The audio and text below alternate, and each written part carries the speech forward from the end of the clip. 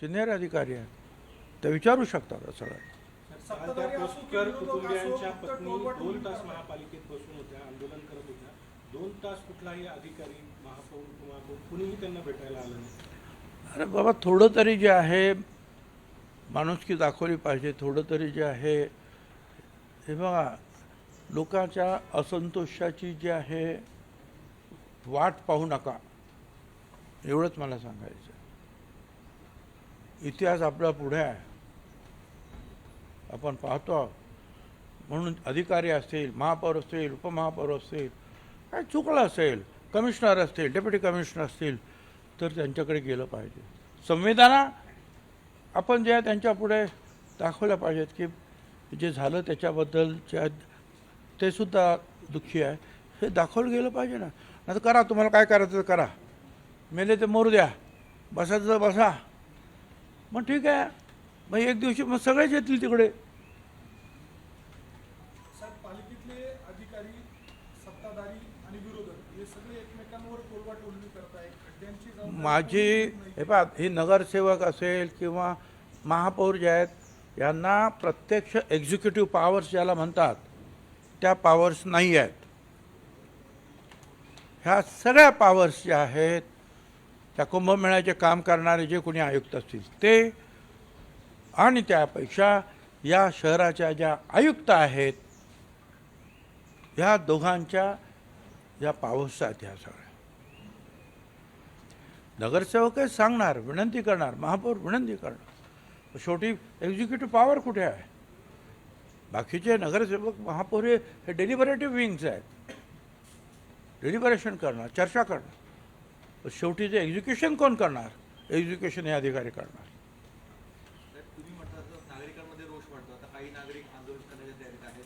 प्रश्न विचारतात की नाशिकला मंत्री असून पण काही होत नाही. आपल्याकडनं आता नेमक्या काय सूचना राहणार आहेत? आणि मी जे सांगायचं ते सांगितलं.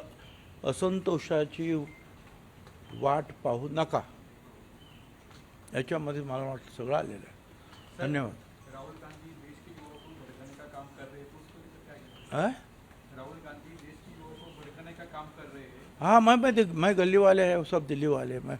मैं क्या बात कर सकता हूँ. साहेब, एफडीए कडनं कारवायांचा धडाका लावला जातोय. शाळेंच्या संदर्भानं देखील आता नियम घेण्याचा नियम त्यांनी सांगितलेले आहेत की परिसरामध्ये शाळेच्या जंक फूड अशा गोष्टी विकू नये, ज्याने विद्यार्थ्यांना त्रास होतोय.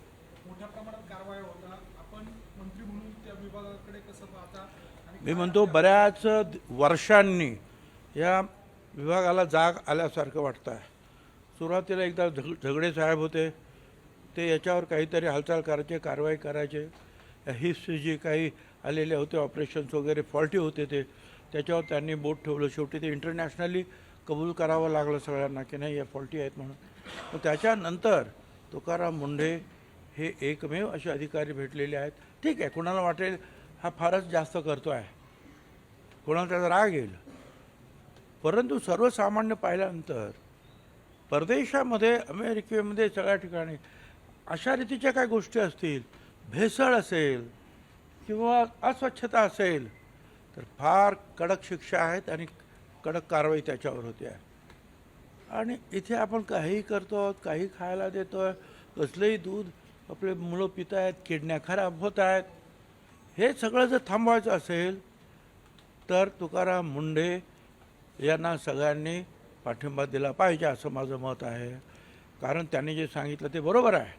हे जंक फूड जे आहे, हे खाल्ल्यामुळे मुलं वाटतात खूप जाडजूड, परंतु त्याच्यामध्ये एक आजारपण लपलेलं आहे, हे आपण लक्षात ठेवलं पाहिजे. त्यामुळे ते काय करता आहेत त्याला सगळ्यांनी सपोर्ट केला पाहिजे. चुकलं तर सांगावं की बाबा हे तुमचं चुकतं आहे, हे इथे असं करू नका. पण म्हणून त्याला एकदम त्याच्यावर काही लॉबीज आहेत आणि त्यांचं नुकसान होत असेल आणि म्हणून काहीतरी त्यांच्यावर तुटून पडायचं, हे बरोबर नाही. माझा तर पूर्ण सपोर्ट त्यांना आहे. धन्यवाद. तर हे होते छगन भुजबळ. नाशिकमधल्या रस्त्यांमधले जे खड्डे आहेत त्याच्यावरनं भुजबळ आक्रमक झालेले आहेत.